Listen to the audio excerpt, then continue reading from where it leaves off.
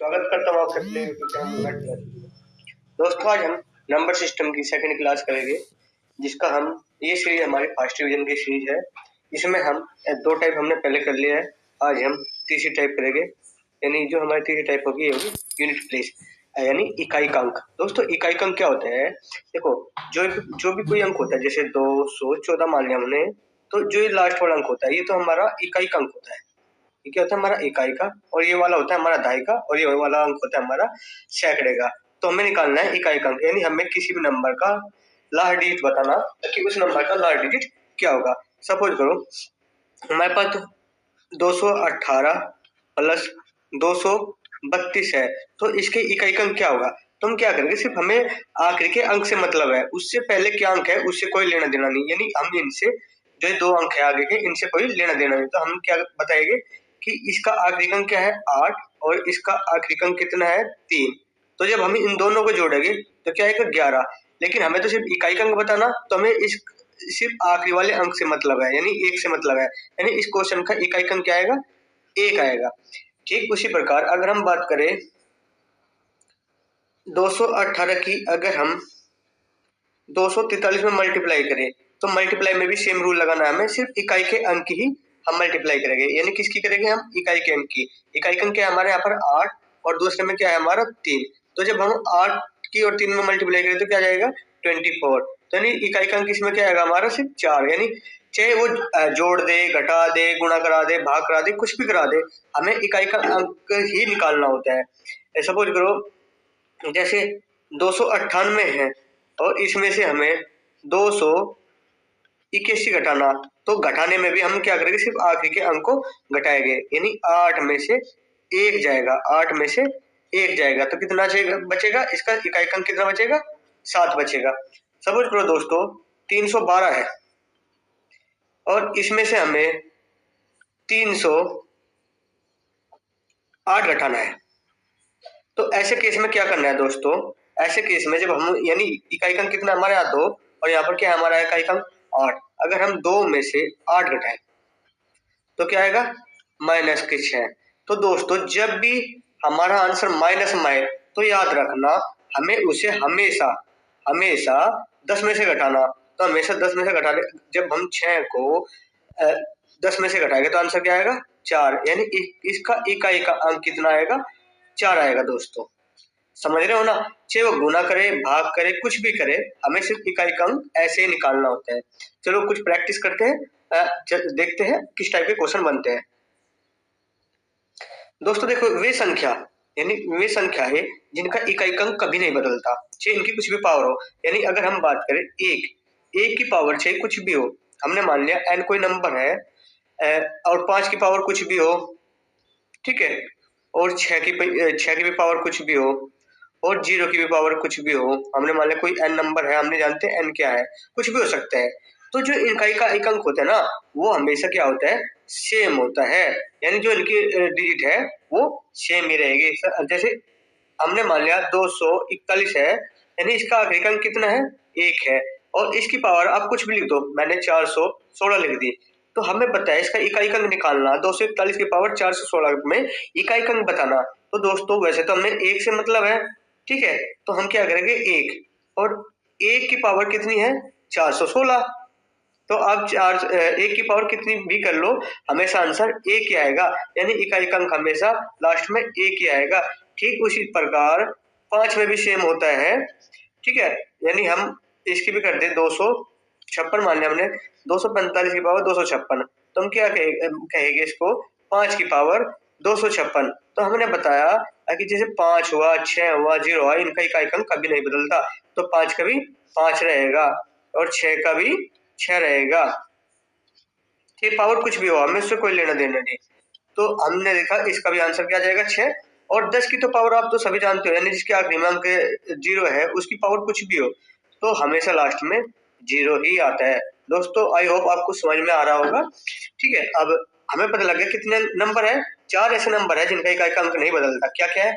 1, 5, 6 और 0। यानी ये ऐसे अंक है जिनका इकाई अंक अगर ये लास्ट में है और इनकी पावर कुछ भी हो तो हमेशा का इकाई अंक सेम ही रहता है। नेक्स्ट क्वेश्चन पे देखते हैं हम। यानी अब हम देखें 2, यानी 2, 3, 7 और 8 के विभाजित के नियम बताने हैं। यानी 2 की पावर n हो, या 3 की पावर n हो, या 7 की पावर n हो, या फिर 8 की पावर n हो।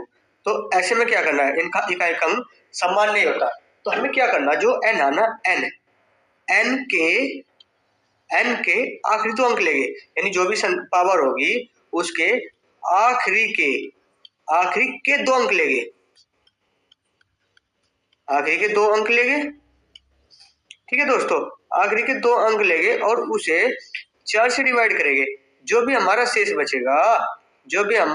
बचेगा वो ही पावर हो जाएगी, वो ही पावर, यानी वो ही n का मान हो जाएगा, n का मान हो जाएगा।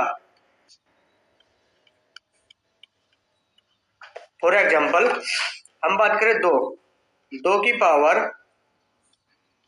1837 है का इकाई अंक बताना, हमें का इकाई अंक बताना। तो हम क्या करेंगे दोस्तों, 2 की पावर 37 लिखेंगे, क्योंकि हमें तो सिर्फ आखिरी के 2 अंक से मतलब है, आखिरी के 2 अंक से मतलब है, पहले क्या है उससे कोई लेना देना नहीं। और हम इसको 4 से डिवाइड करेंगे, जो भी रिमाइंडर बचेगा वही n का मान हो जाएगा। तो हम क्या करें 2, और जब हम 37 को 4 से भाग करेंगे तो 4 9 36 होता है, यानी रिमाइंडर कितना बचेगा 1, यानी क्या आएगा 2 की पावर 1, यानी 2 की पावर 1 क्या होता है, 2 ही होता है, यानी इसका इकाई अंक क्या जाएगा 2। ठीक उसी प्रकार अगर हम बात करें 433 की पावर 1581 है, तो इसका इकाई अंक अगर हमें निकालना हो तो क्या करेंगे, हम इसका इकाई अंक लेंगे 3, और इसके आखिरी के 2 अंक कितने हैं 81 को हमें 4 से डिवाइड करना है, जो भी रिमाइंडर बचेगा वही n का मान हो जाएगा, यानी वही पावर हो जाएगी। तो यहाँ से रिमाइंडर 1 बचेगा, तो यहाँ से आंसर क्या जाएगा 3 पावर 1 का मतलब 2। उसी तरह अगर हम बात करें 437 की पावर हमने लिख दी 366। ठीक है, तो हम क्या करेंगे, यहाँ पर 7 है और यहाँ पर 66 है, तो 7 की पावर 66 मान लेंगे और इसको हम आखिरी के 2 अंक को 4 से डिवाइड करेंगे। अब जब हम 66 को 4 से डिवाइड करेंगे तो रिमाइंडर बचेगा 2, यानी 64 तो 4 से डिवाइड हो जाएगा, बचेगा रिमाइंडर 2, तो 7 की पावर 2 का मतलब 49, ये 7 गुना 7, तो इसका इकाई अंक कितना आ जाएगा दोस्तों 9। ठीक है, अगर हम उसी प्रकार 438 की पावर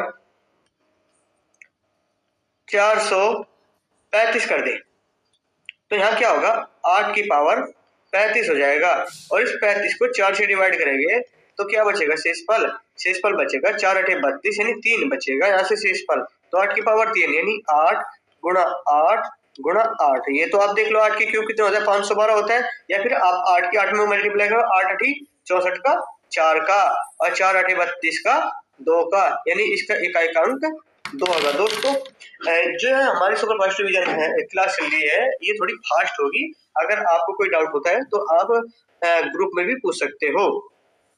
ठीक है, आगे देखिए, अब हमारे जो है सॉरी शायद एक स्लाइड हमारे 2 नंबर रह गए, उनको भी देखते हैं कौन कौन से नंबर रह गए हमारे। 4 और 9 का भी रूल होता है, तो हम सबसे पहले 4 और 9 का रोल कराते हैं, उसके बाद ही हम इसको कराएंगे। देखो 4 और 9 का रोल हम यहाँ पर पढ़ाते हैं, 4 के लिए और 9 के लिए। देखो दोस्तों, अगर 4 की पावर n हो, इसके इकाई अंक बताना हो, या 9 की पावर n हो कि इकाई अंक बताना हो, तो दोस्तों इसमें क्या करना है, जो ये n होगा ना हमारा n क्या होगा, कोई नंबर होगा, और नंबर क्या हो सकता है, ये तो नंबर वो सम होगा या वो नंबर विषम होगा, या तो नंबर सम होगा या वो नंबर विषम होगा। तो याद रखना, अगर 4 की पावर सम है तो आंसर, यानी 4 की पावर सम मान लिया हमने 2 है, तो 4 की पावर क्या आएगा 6, यानी हमेशा आंसर 6 आएगा। अगर 4 की पावर विषम, यानी हम मान सकते हैं 4 की पावर 1 3 5, तो आंसर आएगा हमेशा 4। ठीक है, हमें निकालने की जरूरत नहीं है। ठीक उसी प्रकार नो की भी पावर क्या हो सकती है, तो सम हो सकती है या फिर विषम हो सकती है। ये तो सम होगी या फिर विषम होगी।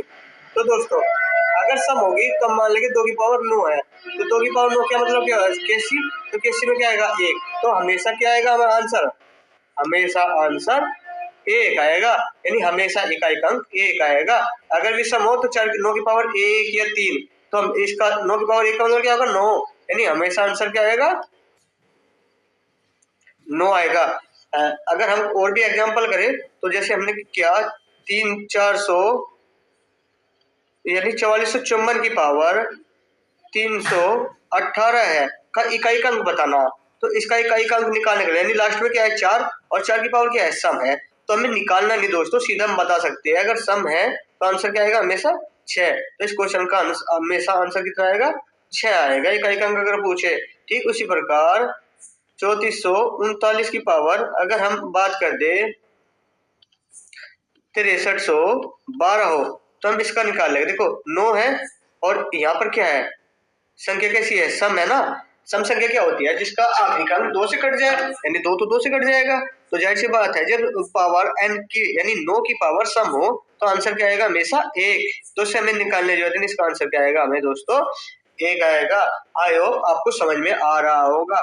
आगे देखिए नेक्स्ट टाइप पे चलते हैं हम, ये है नंबर ऑफ जीरोज, यानी ये टाइप 4 है हमारी, इसमें क्या पढ़ेंगे हम नंबर ऑफ जीरोज यानी शून्यों की संख्या। देखो दोस्तों अगर हम देखें जैसे ये है हमारे पास 10, तो इसमें शून्य संख्या कितनी है 1।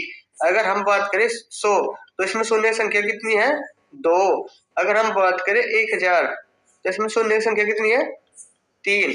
और अगर हम बात करें 1001 इसमें शून्य की संख्या कितनी है, इसमें शून्य की संख्या कोई शून्य की संख्या नहीं, इसका आंसर क्या आ जाएगा शून्य आ जाएगा, क्योंकि हमें सिर्फ आखिरी की शून्य बतानी और आखिरी में तो शून्य है नहीं, आखिरी में तो 1 है, तो इसका मतलब इसमें शून्य की संख्या शून्य ही है। तो दोस्तों एक शून्य लाने के लिए हमें क्या क्या जरूरत पड़ती है, एक शून्य लाने के लिए हमें एक तो 2 चाहिए और एक हमें 5 चाहिए। तो यानी जब हमें एक शून्य मिलेगा, अगर हमारे पास 2 तो 3 हो और 5 हमारे पास सिर्फ 2 ही हो तो हमें पेयर बनाएंगे। देखो एक पेयर तो बन गया और एक पेयर ये बन जाएगा, तो हमें पेयर बनाना है दोस्तों। जितने पेयर बनेंगे उतनी ही शून्य की संख्या होगी। तो यहाँ कितने पेयर बने 2, तो शून्य की संख्या कितनी आ जाएगी 2 हो जाएगी। दोस्तों अगर हमारे पास बहुत सारे 2 हो, यानी हमने मान लिया 2 की पावर हमारे पास 50 है और 5 की पावर हमारे पास 10 है, तो ऐसे में शून्य की संख्या देखो दोस्तों 2 और 5 के साथ पेयर बनाना है, लेकिन हमारे पास 2 तो 50 है लेकिन 5 तो 10 ही है, तो इसलिए 5 के पेयर तो 10 ही बनेंगे, तो यहाँ पर शून्य की संख्या क्या आ जाएगी 10 आ जाएगी। इसका आंसर कितना आ जाएगा 10 आ जाएगा। ये हम कह सकते हैं जिसकी भी पावर कम होगी वही हमारा आंसर आएगा। अगर हम 2 की पावर 10 कर दे और 5 की पावर 50 कर दे तो देखो पावर सबसे कम कितनी है 2 की पावर 10 है ना, 2 की पावर 10 है तो छोटी पावर ही आंसर होता है 2 और 5 के केस में, तो इसका भी आंसर क्या आएगा 10 ही आ जाएगा। आई होप आपको समझ में आ गया होगा। आगे देखते हैं दोस्तों, कुछ क्वेश्चन में फैक्टोरियल में पूछ लेता है, फैक्टोरियल में शून्य की संख्या पूछ लेता है। जैसे कि हमारे पास फैक्टोरियल 50 दिया है, फैक्टोरियल 50 का मतलब क्या होता है दोस्तों 50 से लेके 1 तक के नंबरों की मल्टीप्लाई, ठीक है, इन सब की मल्टीप्लाई करें और आखिरी में कितनी शून्य आए वो हमें बताना है। तो इसको निकालने के लिए आपको क्या करना है, जो हमारे पास 50 है इसको हमें 5 से डिवाइड करना है। 5 से डिवाइड क्यों करते हैं, क्योंकि हमें 5 चाहिए कि हम काउंट करेंगे कितने 5 है। अगर 2 काउंट करें तो 2 तो बहुत सारे आ जाएंगे, जैसे 50 में 2 आ जाएंगे, 48 में बहुत सारे 2 आ जाएंगे, 32 में बहुत सारे 2 आ जाएंगे, तो हमें 2 तो बहुत ज्यादा मिल जाएगा। हमें देखना कि 5 कितने होंगे पेयर बनाने के लिए, हम इसे 5 से डिवाइड करेंगे और 5 से डिवाइड किया तो कितने बार कटा 10 बार। फिर जो ये 10 5 से ज्यादा है तो उसको फिर दोबारा पे डिवाइड करेंगे, तो जब हम 10 को 5 से डिवाइड करें तो कितनी बार डिवाइड होगा 2, लेकिन अब 5 से तो डिवाइड नहीं होगा। अब जब डिवाइड होना बंद हो जाए और जो मिले हमें यहाँ पर ये जो डिवाइड होने के बाद मिलता है, जितनी बार डिवाइड होता है अगर उनको हम ऐड कर दे वही हमारी शून्यों की संख्या होती है। यानी शून्य संख्या कितनी आ जाएगी हमारी 12 आ जाएगी। ठीक उसी प्रकार अगर हम फैक्टोरियल 100 का निकाले तो इसको भी हम 5 से डिवाइड करके देखेंगे। तो 5 से कितनी बार कटेगा ये 20 बार। फिर 20 तो 5 से ज्यादा है तो दोबारा फिर डिवाइड करके देखेंगे। तो 5 से फिर काटा, याद रखना दोस्तों हर बार 5 से डिवाइड करके देखना है। 5 से काटा 4 बार, 5 चौक 20, 4 बार कट जाएगा, लेकिन 5 से 4 तो डिवाइड नहीं होगा। अब देखो जो डिवाइड होने के बाद बचता है यानी जितनी बार डिवाइड हुआ है उनको ऐड कर दो तो ये हमारी शून्य की संख्या होती है।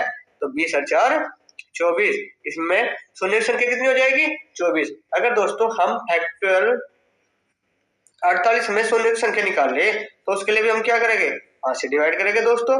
फैक्टोरियल 48 का मतलब क्या है कि 48 से लेके 1 तक सभी नंबरों की मल्टीप्लाई। तो हमने 5 से डिवाइड किया, 5 से कितनी बार कटेगा 5 9 45, 9 बार, और 5 से फिर डिवाइड किया तो 5 से 1 बार कटेगा। तो शून्य की संख्या कितनी आ जाएगी दोस्तों इसमें 9 और 1 10। आई होप आपको समझ में आ रहा होगा। ठीक है, अगर आपको फिर भी डाउट है तो आप हमारे व्हाट्सएप पे मैसेज कर सकते हैं। हमारा नंबर होगा 9997070772। ठीक है, अब नेक्स्ट क्वेश्चन पे चलते हैं हम। अब क्वेश्चन है बहुत अच्छा है, बहुत इंपोर्टेंट क्वेश्चन है, कई एग्जाम में आ भी चुका है। सभी अभाज्य संख्या के गुणा यानी सभी अभाज्य संख्या की गुणा की जाए तो शून्य की संख्या क्या होगी। अरे देखो अभाज्य संख्या क्या होती है, हमारी अभाज्य संख्या क्या है 2 3 5 7 11 13 17, और ये हमें नहीं पता कहाँ तक है। सभी जितनी भी है उन सब की मल्टीप्लाई करते तो पूछ रहा है कि कितनी शून्य मिलेगी हमें। तो शून्य लाने के लिए हमें क्या चाहिए, एक तो 2 चाहिए और एक 5 चाहिए, यानी 2 और 5 का पेयर चाहिए। तो जितने भी पेयर बन जाए इतनी ही शून्य की संख्या हो जाएगी। अब देखो दोस्तों हमारे पास 2 कितना है 1 और 5 भी कितना है 1। देखो एक तो 2 और एक 5, इन दोनों से अलग न तो हमें कोई 2 मिले और न ही कोई 5 मिले। तो जाहिर सी बात है शून्य लाने के लिए हमें पेयर बनाने होते हैं। तो पेयर कितना बनेगा हमारा, सिर्फ एक ही पेयर बना, तो इसका आंसर आ जाएगा 1। बहुत अच्छा क्वेश्चन है दोस्तों। अब देखो अब हम करते हैं रिमाइंडर थ्योरम यानी शेषफल प्रमेय। क्या होते हैं शेषफल प्रमेय। देखो जब हम किसी नंबर को डिवाइड करते हैं, सपोज करो हम 17 को 5 से डिवाइड करें तो 5 से 15, तो शेषफल कितना बचेगा 2। अगर हम ज्यादा बार कर दे 5 चौक 20 तो रिमाइंडर कितना बचेगा हमारे, यानी 3 ज्यादा आ गया, यानी रिमाइंडर माइनस में बचेगा। तो दोस्तों हमारा प्लस का भी रिमाइंडर होता है और हमारा माइनस का भी रिमाइंडर होता है, यानी 2 तरह के रिमाइंडर आते हैं। अगर हमारा रिमाइंडर माइनस में आए तो हम उसको 5 में से घटाते हैं, यानी जिससे डिवाइड करते हैं उससे घटाते हैं। तो रिमाइंडर हमेशा पॉजिटिव ही बताना है हमें, रिमाइंडर हमेशा पॉजिटिव है। अगर हमारा रिमाइंडर 3 माइनस आ जाए तो आप उसको जिससे डिवाइड कर रहे हैं उससे घटा देंगे। जैसे अगर हम बात करें 47 और 47 को हम 9 से डिवाइड करें तो देखो रिमाइंडर क्या जाएगा 9 पंजे 45, कितना बचेगा रिमाइंडर 2। अगर हम 9 पंजे 45 ना करके 9 54 कर देते तो यानी कितना ज्यादा हो जाता 7 ज्यादा हो जाता ना। तो इसका मतलब यहाँ से रिमाइंडर 7 आता, यानी प्लस के 2 मान लो या माइनस के 7 मान लो, दोनों ही आंसर है। अगर माइनस आ जाए तो हम क्या करेंगे 9 में से जिससे डिवाइड करें उसमें से घटा लेंगे। आई होप आपको समझ में आ गया होगा। यानी यहाँ से रिमाइंडर कितना बचा प्लस का 2। आगे देखिए कुछ क्वेश्चन हमारे इस पे बनते हैं डिविडेंड, डिवीजन, कोसेंट और रिमाइंडर। यानी अगर हम बात करें ये क्या है हमारा भाज्य। भाज्य बराबर क्या होता है भाजक गुणा, कोसेंट का मतलब भागफल, और रिमाइंडर का मतलब क्या आता है दोस्तों शेषफल। अब देखो जब हम किसी नंबर को डिवाइड करते हैं जिससे डिवाइड करते हैं वो तो होता है हमारा भाजक, ठीक है, और जिसको डिवाइड करते होता है हमारा भाज्य। और जो हमारा जितनी बार डिवाइड होता है उसको बोलते हैं हम भागफल। और भाग देने के बाद जो लास्ट में बचता है उसको बोलते हैं हम शेषफल। ठीक है दोस्तों समझ में आ रहा होगा। सपोज करो हमें हम 17 को 5 से भाग कर रहे हैं, तो 5 से 3 बार चलेगा, 5 3 15, कितना बचेगा रिमाइंडर 2। तो हमें फॉर्मूला बनाने के लिए यानी 5 का टेबल 3 बार पढ़ा और उसमें अगर हम 2 जोड़ दे तो क्या आ जाएगा हमारा, ये 17 मिल जाएगा, यानी ये गुणा हो क्या आ रहा है और ये प्लस करके, तो यहाँ से बना हमारा जो हमारा भाज्य है, यानी हमारा जो भाज्य है वो भाजक गुणा भागफल, यानी भाजक गुणा भागफल प्लस शेषफल करके ही हमें मिला है। तो दोस्तों इस पे बहुत सारे क्वेश्चन बनते हैं, आप अच्छे से सोल्व कर अच्छे से प्रैक्टिस करोगे तो समझ में आ जाएगा। जैसे क्वेश्चन होता है कि किसी